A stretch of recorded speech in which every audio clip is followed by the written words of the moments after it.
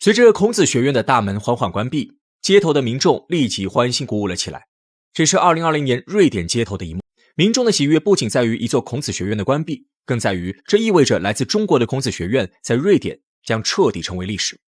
近年来，瑞典人对中国的敌视已经肉眼可见，在这份敌视背后，既有因爱生恨的叹惋，又有复杂难解的国际局势。3年前，美国对于皮尤研究中心来说，今天是个大日子，所有人都忙忙碌碌等待着结果揭晓。原来，研究中心今天要公布一份调查报告，而这份报告的主题与中国息息相关。研究中心耗费了数年时间，只为弄明白一个问题：在过去的10年里，西方国家对中国的好感度发生了怎样的变化？简单来说，他们想通过数据弄清楚究竟哪个西方国家的民众最讨厌中国人。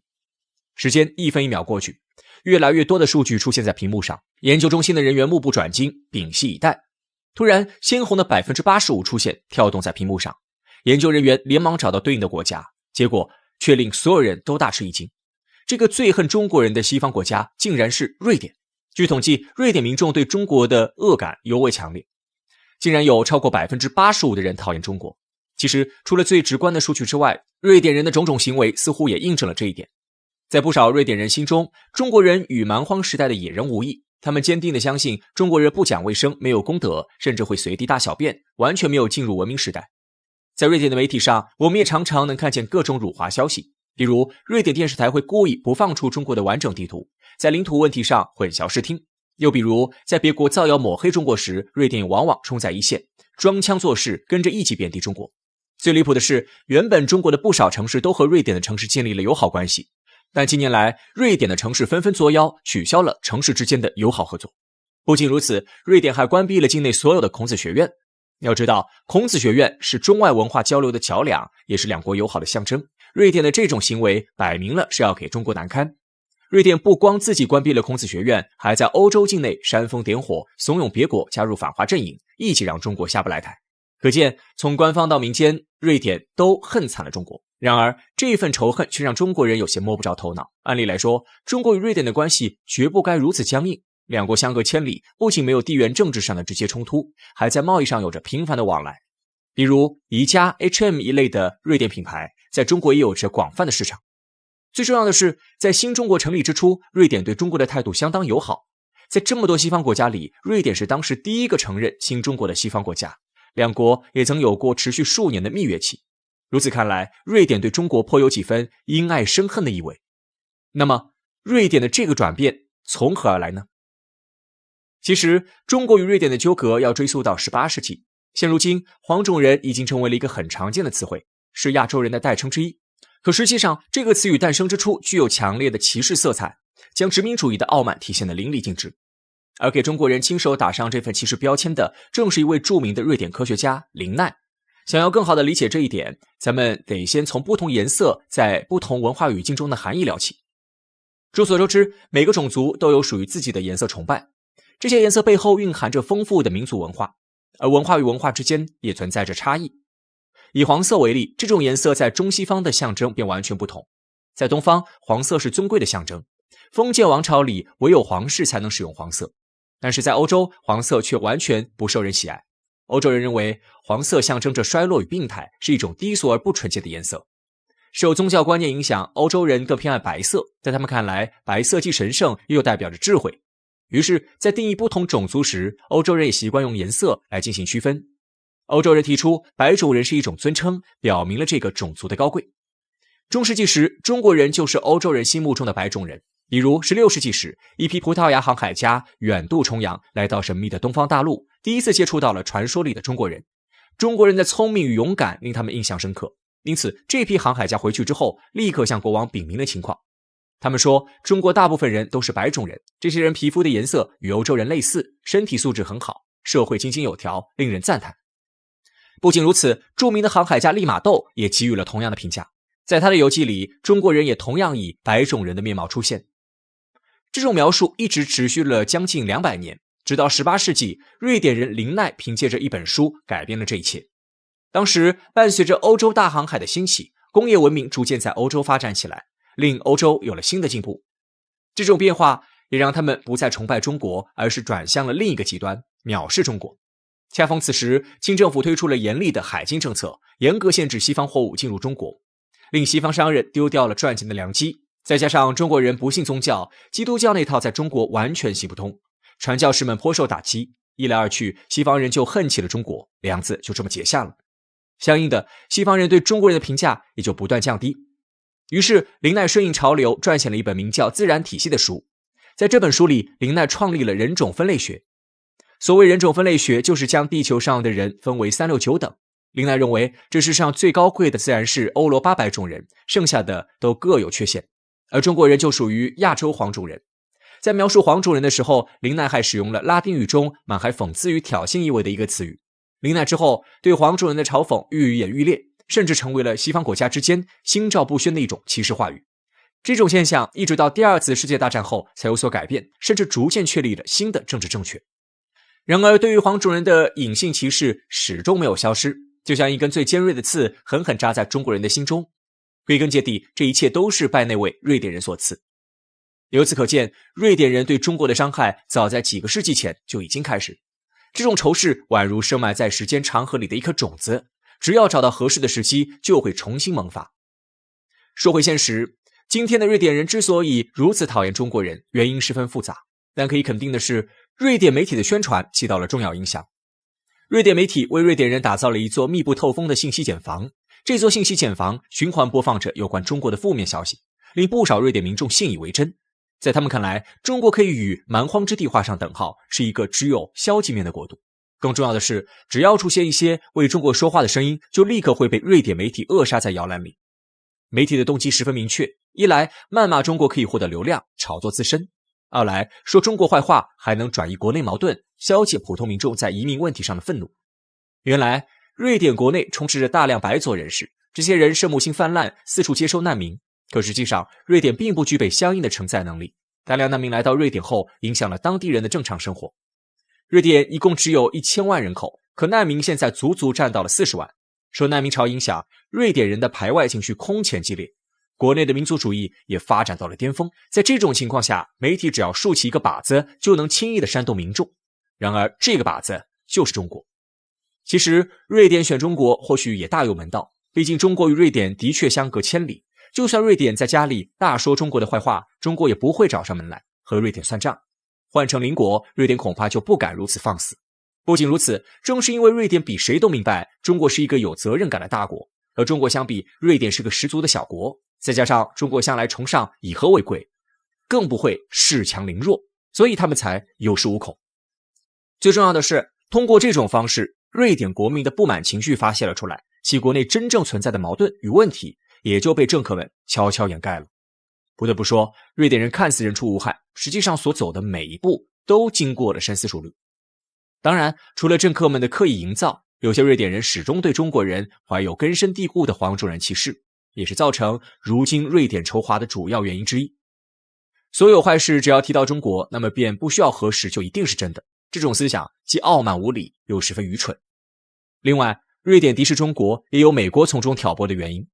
瑞典是美国的老牌盟友，随着中国的崛起，中美之间的火药味越来越浓。在这种关键时刻，瑞典敌视中国其实就是在为美国摇旗呐喊。只不过，无论瑞典如何贬低中国，也扭转不了中国崛起的大势。而倘若瑞典执意如此下去，最终受伤的也只会是自己罢了。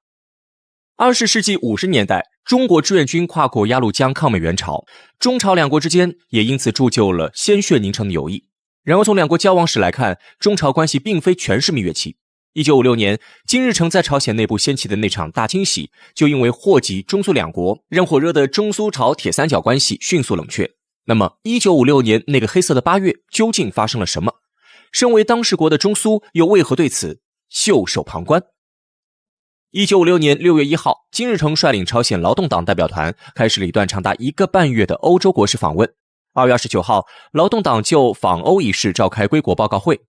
然而在这场会议上，身为领导人的金日成却遭到了政府内部苏联派与延安派的联合挑战。起因是随着斯大林的去世，新上台的赫鲁晓夫在党内掀起去个人崇拜潮流，并试图着手建立集体领导体制。紧跟苏联老大哥身后的苏联派与延安派遂向金日成提出在党内反对个人崇拜，放宽金日成个人对党的控制，改变以工业为主的国民经济方针等问题。然而，两派的政见非但没能在党内引起共鸣，反而招致大批党内人士的猛烈攻击。8月宗派事件就此拉开帷幕。自感权威受到挑衅，唯恐出现政变的金日成会后立刻启动紧急预案。金日成官邸附近内阁事务局周边立刻被警戒封锁，领导人护卫旅团进驻平壤市各处交通要道，将首都与外部联系的公路全部切断。同时，位于平壤北部20公里的2个步兵师迅速向平壤靠近，以防发生冲突事件。甚至于，金日成还给民族保卫相金光霞下达命令，要求朝鲜边防部队进入准战时状态。在金日成的雷霆手段下，延安派、苏联派成员被逼上绝路，有人被捕入狱，有人侥幸渡过鸭绿江逃到中国领土。随后，金日成下达命令，剥夺这些人的党籍，撸掉其身上的一切职务，并要求中国政府将人遣送回朝鲜。8月宗派事件传到中苏后，引发两国政府的强烈不满。苏共、中共都认为需要赴朝与金日成展开谈判，以维持党内团结。同年9月19号，以苏联副总理米高扬、中国国防部长彭德怀为首的中苏代表团前往平壤与金日成对话。在中苏的斡旋下，金日成同意撤销对延安派、苏联派人员的处分，但情况仅仅维持到第2年，金日成便以莫须有的罪名再度对两派发起大清洗，并在全国展开思想整肃。短短1个月内，2000多名两派人员遭到整肃，有人入狱，有人被遣返回中苏两国，也有人流亡海外。而这一次，面对金日成的2次肃清行动，中苏两国却选择了袖手旁观，没有再介入其中，这究竟是为何？实际上，并不是中苏两国不想过问这事儿，而是如果再继续介入下去，极有可能激起朝鲜人民的仇视心理，让三国关系愈发雪上加霜。因为在朝鲜境内普遍存在根深蒂固的民族主义情绪、反大国主义倾向。当时绝大部分朝鲜民众心目中还存在对日本军国主义曾强权统治朝鲜的恐怖记忆，持续长达35年的军国主义枷锁仍然是萦绕在朝鲜民众心头的一团乌云。因此，这一时期的朝鲜人都普遍怀有浓厚的民族主义倾向。在这种社会氛围下，金日成1945年回国之后，向来以抗日英雄自居，苏联派和延安派也参与到为了金日成塑造民族印象行凶的过程中。因此，在朝鲜人心目中，金日成就是民族主义利益的代名词。与此相反的是，苏联派和延安派在朝鲜非常不受待见。对大多数朝鲜人民而言，两派人士只不过是从海外回来的，脱离朝鲜民众的，甚至连朝鲜话都不会说的苏联人和中国人。同时，苏联派遣到朝鲜工作的苏联顾问在朝期间的表现也引发了朝鲜民众的反感。更加雪上加霜的是，8月宗派事件中的反金日成集团核心人士在意识到形势不妙，即将受到金日成攻击后，果断逃到了中国。不仅如此，事发后朝鲜驻苏大使李相朝甚至专门致信苏共和中共告金日成的状，请求两国政府出面介入此事，以反击金日成。这些反金日成派的种种举动，在朝鲜国内大大损毁了两派一开始谈判金日成的名分和大义，掩盖了批驳金日成个人崇拜现象和个人专权的正当性。金日成果断抓住这个契机，将两派塑造成大国主义侵略者形象，从而激起民愤。在这种情况下，倘若中苏仍坚持介入金日成肃清计划，势必引发朝鲜人民的激烈反对，伤害三国感情。并且，即便中苏想要再度介入，金日成个人崇拜与专权集中问题也难以解决，因为他在朝鲜有着扎实的权力基础。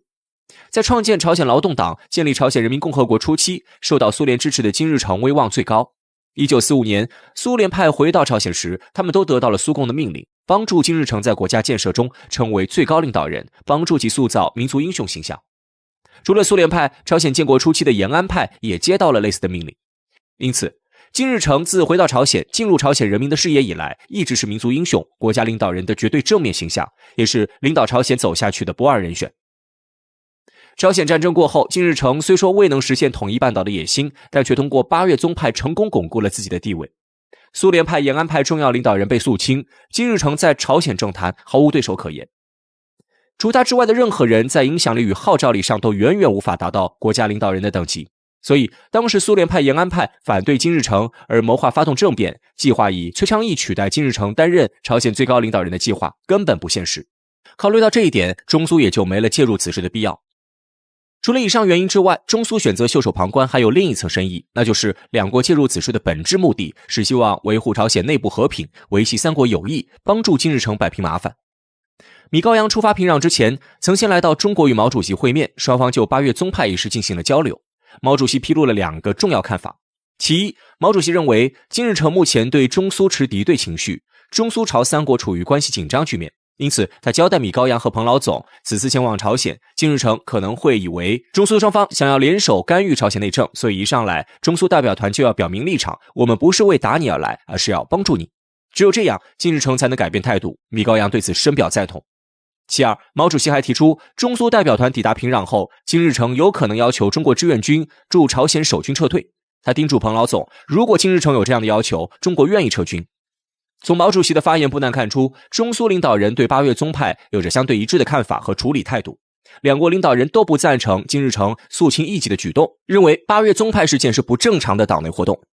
尤其是金日成不顾中苏劝阻，直接将劳动党副委员长朴宪勇处死一事，让中苏极为震惊和反感。可尽管如此，毛主席、米高扬在这场会谈中也并未商量直接推翻金日成的方案。两国代表团此行的目的是劝说金日成取消对苏联派、延安派人员一撸到底的决议，恢复被撤职人员的职务，最终使得金日成派与反对派达成和解。因此，在代表团出发前，毛主席一再告诫要采取谨慎措施和态度，不能继续激化金日成对两国的恶意。可见，中苏两国本就秉持着友好磋商、帮助朝鲜解决问题的态度前往平壤。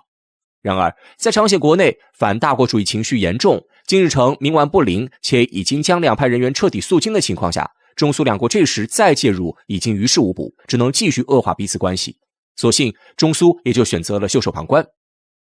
八月宗派事件是金日成成为肃清异己、维护自身统治地位的一次清洗运动。此事过后，金日成虽坐稳了在朝鲜的一把手位置，但也让朝鲜与中苏的关系蒙上一层阴影。当然，他的这种举动也对朝鲜本身造成了深远的影响。